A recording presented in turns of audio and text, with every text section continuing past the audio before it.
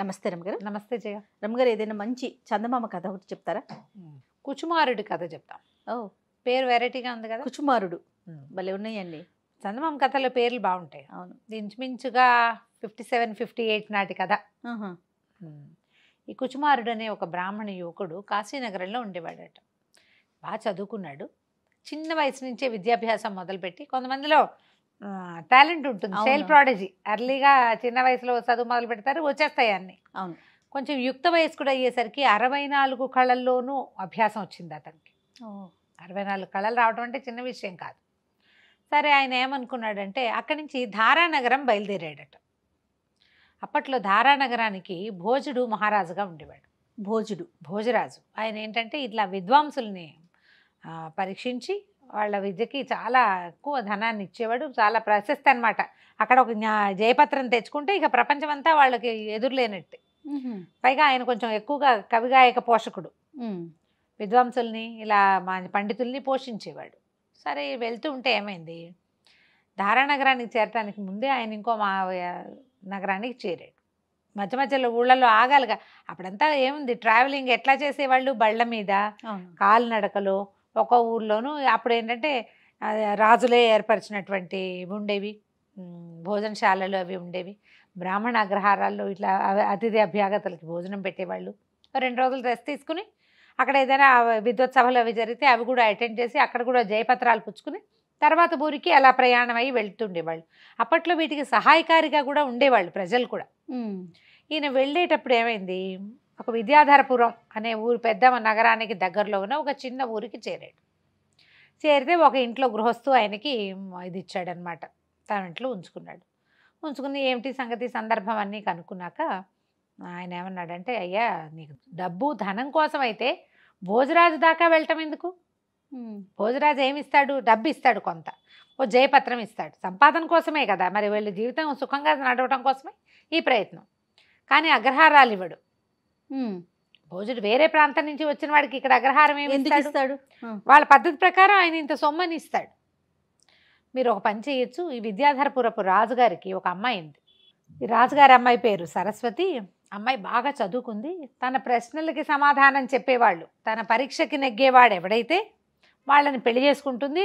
రాజకుమార్తె దొరుకుతుంది, అర్ధరాజ్యము దొరుకుతుంది. ఎంచక్క మీకు 64 కళలు వచ్చినప్పుడు ఇక్కడ అక్కడెక్కడికో పోవడానికి ఇక్కడే ఉండొచ్చు కదా అని ఆయన చెప్పేసరికి ఈయన కూడా బాగా తోచింది. మంచి మాటే కదా, రాజకుమార్తెను వివాహం చేసుకోవడం అంటే అదేం చిన్న విషయం కాదు.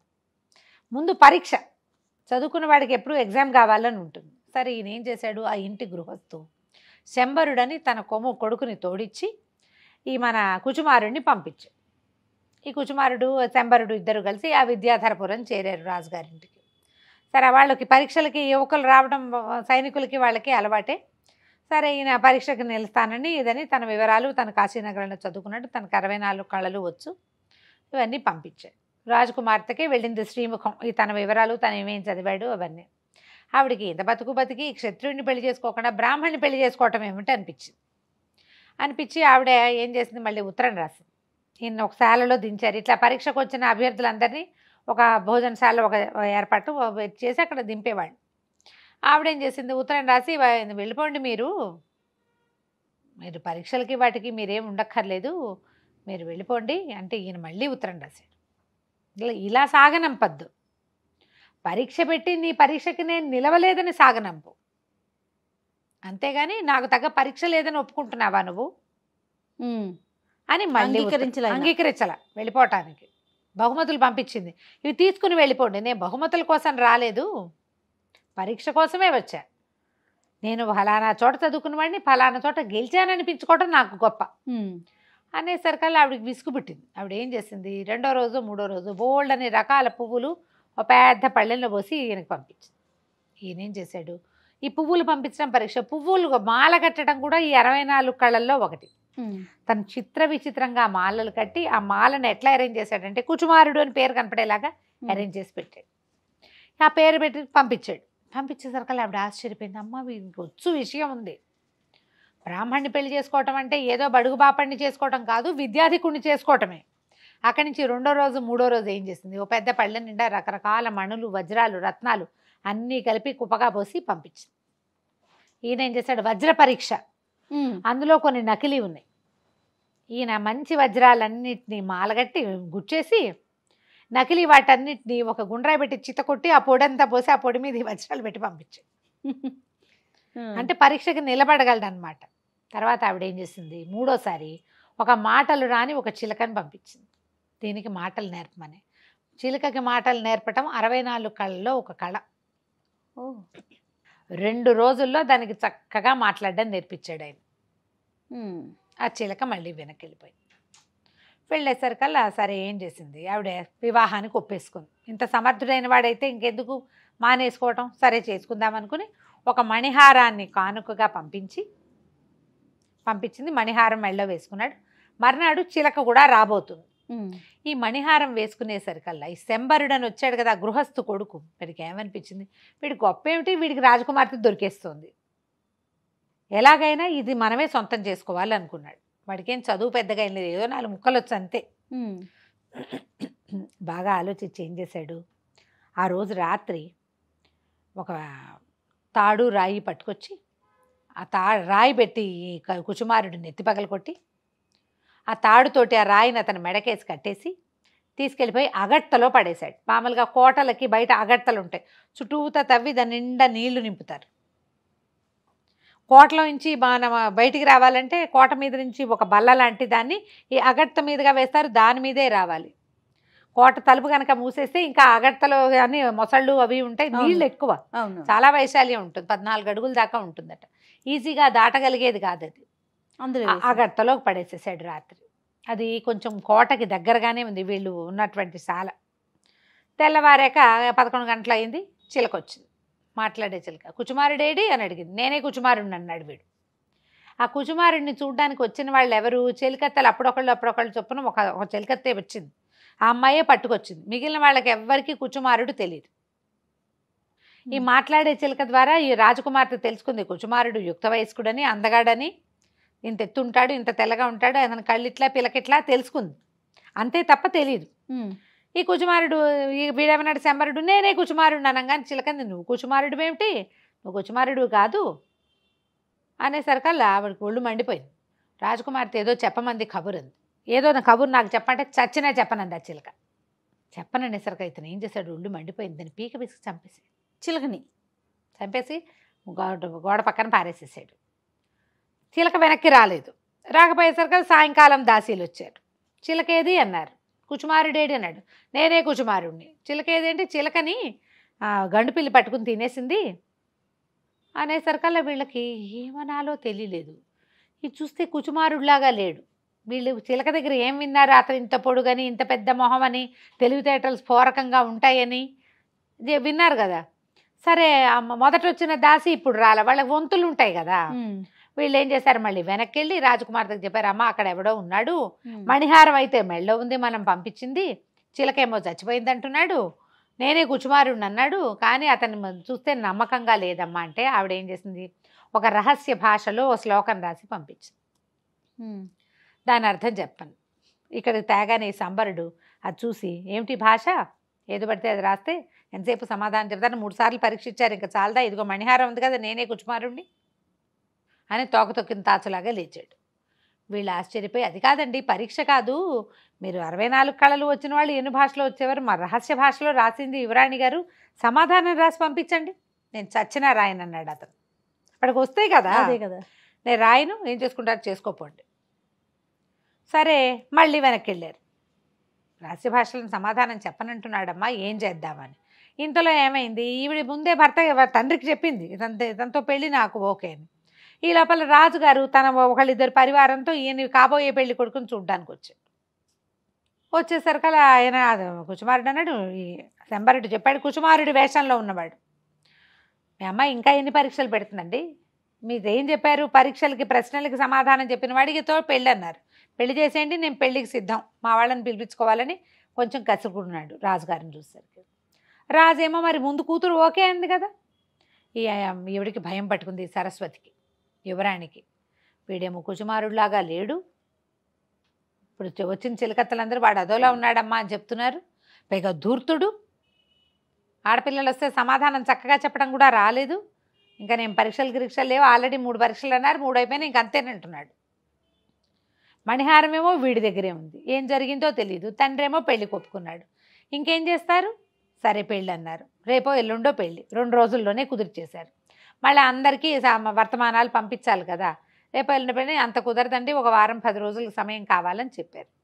కాశీకి వీళ్ళకి వాళ్ళ ఊళ్ళకి ఉత్తరాలు రాయాలి కదా. ఉత్తరాలు అవి వెళ్ళినాయి. సరే పెళ్ళి ఏర్పాట్లు జరుగుతున్నాయి. యువరాణి ఖిన్నురాలు అయిపోయింది. ఏం చేయాలో తెలియటల్లా. ఇంతలో ఒక విశేషం ఏం జరిగిందంటే, ఇతను ఏం చేశాడు, శంబరుడు కుచుమారుడిని మెడకి రాయి కట్టి అగట్టలో పడేశాడు. ఆ రోజు రాత్రి ఒక ముహూర్తం పెట్టారట. ఏంటంటే ఆ ఊళ్ళో ఉన్న బెస్తవాళ్ళు, అక్కడ మత్స్య సంపద చాలా ఎక్కువ. అయితే బెస్తవాళ్ళు అందరూ కలిసి ఒక పురోహితుడిని ముహూర్తం పెట్టమన్నారు. వలయటానికి కొత్తగా వలయటానికి మంచి రోజు చూసుకుంటారు కదా, వేటకెళ్ళటానికి మంచి రోజు. ఈ రోజు కోసం చూసేసరికి అలా ఆయనేమో ఆ రోజు అర్ధరాత్రంలో పెట్టాడు. రాత్రిపూట చెరువుల దగ్గరికి వెళ్ళటం కష్టం కాబట్టి అగట్టలోకి కొత్త నీరు వచ్చింది కాబట్టి శాస్త్రానికి వలేద్దాం, ఎక్కడో చోట వల వేయాలి అంతే, చేపలు ఉండవు, పెద్దగా ఏం ఉండవు. కొత్తగా నీరు వచ్చింది, నీరున్న చోట వల వేయాలి. అందుకని శాస్త్రం పోకుండా అగట్టలో వలేద్దామని వీళ్ళంతా పోయి బెస్తవాళ్ళంతా కలిసి అగట్టలో వలేశారు. ఈయన పడ్డాడు. ఆ వలలో కుచుమారుడు విత్ మెడ రాయి అన్నీ బయటపడ్డాయి. వాళ్ళేమో ఇదేమిటి ఎటగో ఉన్నాడు, బ్రాహ్మణులే కనిపిస్తున్నాడు కదా, గుండు పిలక కనపడుతున్నాయి, మోసుకుపోయారు వీళ్ళకి. ఎందుకంటే తొలిగా వలలో పడింది అక్కడ వదిలిపెట్టి రాకూడదు. ఓహో, శాస్త్రం ఉంటుంది కదా. ఇంటికి తీసుకొచ్చి చూస్తే నెత్తి మీద దెబ్బ ఉంది. సరే దెబ్బని మానిపారు. ఇంక ఇతను ఏంటంటే ఒక రకమైన అవమానం ఫీల్ అయ్యి ఇంక వెళ్ళల నగరానికి, వాళ్ళతోటే ఉండటం మొదలుపెట్టాడు. ఉంటున్నాడు అక్కడే. సరే వాళ్ళు ఒక చిన్న గుడిసె ఏదో ఖాళీ చేసి ఇచ్చారు, అన్నం వండుకుని తింటున్నాడు. వాళ్ళు ఒక బల్లకట్టు కట్టేవాళ్ళు, ఎవరైతే ఇతని ఇంటి మోసుకుపోయారో వాళ్ళతో పాటే ఆ బల్లకట్టు మీద తిరగటం మొదలెట్టాడు. బాగా తేరుకున్నాక అసలు పరిస్థితి ఏంటో చూసుకుని వెళ్దాము, ఇట్లా చావు తప్పి కన్నులు ఒట్టపోయి వెళ్ళకూడదు అనిపించింది. ఈ పరిస్థితిలో యువరాణికి ఏం కనిపిస్తాడు, ఇతను బలహీన పడిపోయినట్టు కదా, దెబ్బ తగిలింది పడేశారు, ఎవరో పడేస్తే ఎవరికో దొరికాడంటే అవమానంగా ఉంది. అతను వెళ్ళల, ఈ బల్లకట్టు మీద తిరుగుతూ ఉన్నాడు. అప్పటికి తర్వాత ఒక 15 రోజుల తర్వాత కొంతమంది బ్రాహ్మణులు పండితులు వాళ్ళందరినీ బల్లకట్టు మీద దాటిస్తుంటే వాళ్ళు చెప్పుకుంటున్నారు, కుచుమారుడని చాలా గొప్ప కుర్రాడు, అమ్మా నాన్న లేరు కానీ గురుగారి దగ్గర బాగా చదువుకున్నాడు, అతని పెళ్ళికే మేము వస్తున్నాము అని వాళ్ళలో వాళ్ళు మాట్లాడుకుంటున్నారు. ఓహో, కుచుమారుడికి పెళ్ళా అని అడిగాడు ఇతను. అవును, రేపు పెళ్ళి, యువరాణితోటి చేస్తున్నారు. ఆవిడ పెట్టిన పరీక్షలన్నింటికి నెగ్గాడట. రాజుగారు మాకు వర్తమానాలు పంపించాడంటే అందులో కొంతమంది పండితుల్ని 1-2 సార్లు ఇతను చూశాడు, గుర్తుపెట్టాడు. ఊళ్ళో ఉన్న జనాలు ఆ బల్లకట్ట దాటుతుంటే బయట నుంచి వచ్చిన పండితులు వీళ్ళకి చెప్తున్నారనమాట. తనతో జరగబోయే పెళ్ళికి తను వెళ్ళి చూడాలి కదా అనుకున్నాడు. సరే ఇతను కూడా వాళ్ళతో పాటు ఆ రాజస్థానానికి వెళ్ళాడు. వచ్చిన వాళ్ళందరికీ విందులు వినోదాలు ఏర్పరిచారు. మర్నాడు పొద్దునే పెళ్ళి. పీటల మీద రాజకుమారుడిని, ఈ కుచుమారుడు బదులుగా కూర్చున్న శంబరుణ్ణి చూసేసరికల్లా అందరూ చాలామంది ఆశ్చర్యపోయారు. అందులో కాశీలో ఇతనితో పాటు చదువుకున్న వాళ్ళు కొంతమంది ఉన్నారు. కాశీనగరం నుంచి వచ్చిన పండితులు ఉన్నారు. వీడు కుచుమారుడు ఎవడు, వీడు కాదండి, వీడు అసలు కుచుమారుడే కాదు, మాకు తెలుసు, శాస్త్ర పరీక్షలకు వచ్చినప్పుడు మేము చూసామని కొంతమంది. ఉజ్జయిని నుంచి వచ్చిన వాళ్ళేమో కుచుమారుడు ఇతను కానే కాదని కొంతమంది. సభ అంతా గగ్గోలెత్తిపోయింది.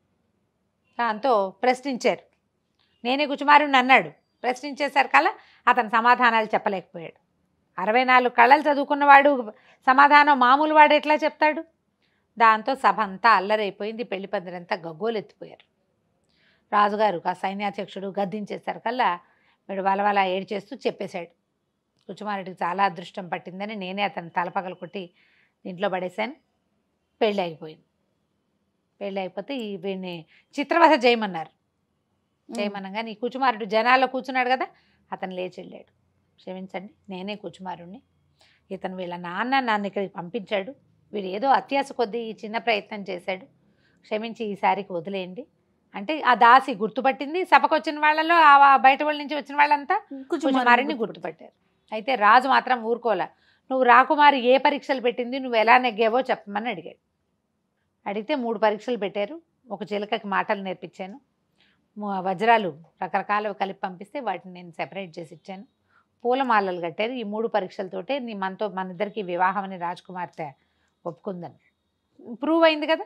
అప్పుడు కుచుమారుడికి రాజకుమార్తె సరస్వతికి వివాహం చేసేసారు. పెళ్ళైపోయింది. శంబరుడు తండ్రి కూడా వచ్చి మావాడు ఇలా తెలివి తక్కువ ఆలోచన చేశాడని కొడుకున్న 2 లెంపకాయలు కొట్టి తీసుకెళ్ళిపోయాడు. వాళ్ళ వల్లే ఇలాంటిది సంభవించింది కాబట్టి ఇంకా అతనికి శిక్ష పడినివ్వకుండా ఇతను ఆపగలిగాడు అనమాట. కథ కంచికి మనం ఇంటికి. చాలా బాగుందండి. నమస్తే రమ. నమస్తే.